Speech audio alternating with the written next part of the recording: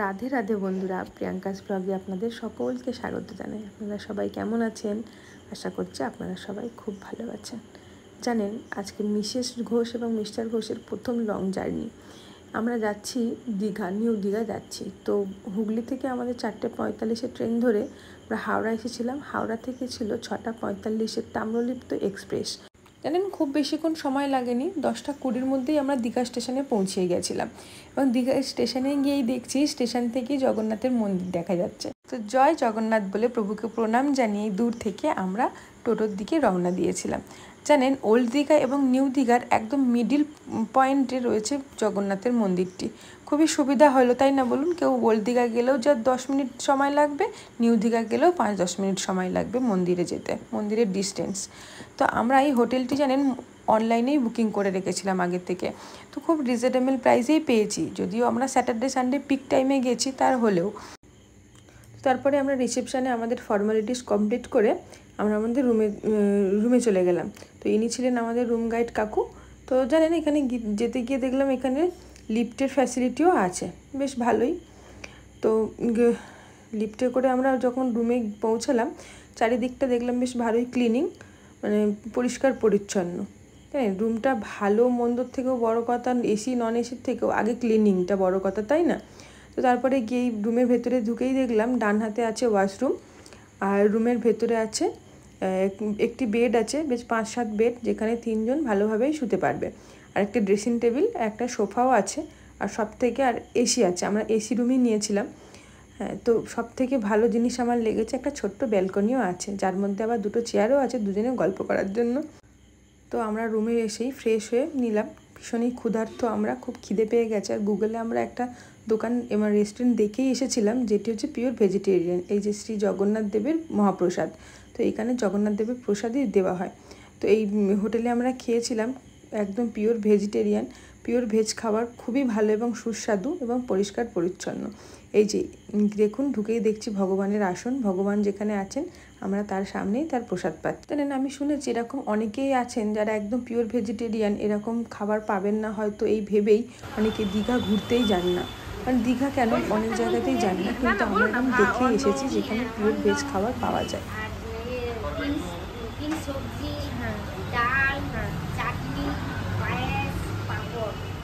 আর রাতে কি মেনু থাকে? রাত্রে মেনু থাকে, 2 সবজি থাকে, অন্য থেকে 3 সবজি থাকে, আর রুটি থাকে, অন্নও থাকে, সকালে টিফিন ঘুগনি থাকে, লুচিও থাকে, রুটিও থাকে, অনেক কিছুই থাকে। তারপরে একটু ড্রেস নিয়েই আমরা বিকেলে বেরিয়ে পড়েছিলাম সূর্যাস্ত দেখতে এবং সমুদ্রের জলে পা ডোবাতে, যে বেশ সুন্দর লাগছিল। জানেন, মিস্টার ঘোষ আমার অনেক সুন্দর সুন্দর ভিডিও বানিয়ে দিয়েছে। তো তারপরে সন্ধেবেলা একটু স্ন্যাক্স কিছু খেতে খেতে আমরা মন্দিরের উদ্দেশ্যে চলে গেছিলাম জগন্নাথ দেবের দর্শনে। তো জগন্নাথ দেবের দর্শন হলো, ভীষণ সুন্দর লেগেছে মন্দিরটি, পুরো একেবারেই পুরীর আদলে করা। কিন্তু পুরীর মন্দির পুরীর মন্দিরই, কিন্তু এই মন্দিরটাও ভীষণ সুন্দর করেছে, যেখানে হয়তো ঘন্টার পর ঘন্টা বসে থাকলে মনেই হবে না যে সময় কিভাবে কেটে যাচ্ছে। পুরো মন্দির প্রাঙ্গণটি ঘুরতেই অনেকটা সময় লেগে গেছে। তো পুরীর মতনই সামনে এই যে অনেকটা মন্দিরের ভেতর প্রবেশ করার পরেই এখানে একটি পা ধোয়ারও ব্যবস্থা আছে, পা হাত ধুয়ে ভগবানের মন্দিরে প্রবেশ করার ব্যবস্থা রয়েছে। আর জানেন, ভগবানের মন্দিরের ভিতরে তো ক্যামেরা করতে বারণ, ভগবানের সাথে আমরা কখনো ক্যামেরা করতে পারি না। তো তার জন্য ভেতরে ক্যামেরা আমি কিছু দেখাতে পারিনি। কিন্তু জানেন, আমরা ঠিক সময়েই পৌঁছেছিলাম, ঠিক ভগবানের আরতি শেষ হওয়ার পর ভোগ বিতরণ হচ্ছিল তখনই গিয়েছিলাম। বলে না, প্রসাদ ভাগ্যে থাকা দরকার। তো তারপরে লাইন দিয়ে প্রসাদ পেয়ে নিয়েছিলাম। এটি ছিল পরের দিন সকালবেলা। জানেন, হঠাৎ উঠে দেখি কি সুন্দর বৃষ্টি পড়ছে। তো এটি কিন্তু আলাদাই একটা ওয়েদার, যে সমুদ্রে এসে বৃষ্টি পাওয়া। তারপরে এই দুজনে বেরিয়ে পড়লাম সমুদ্র সৈকতে স্নান করার জন্য। এই যে দেখুন, ঘোষবাবুর ড্রেসটি পরে নিতান্তই আমাকে খারাপ খুব একটা লাগছে না, তাই না বলুন?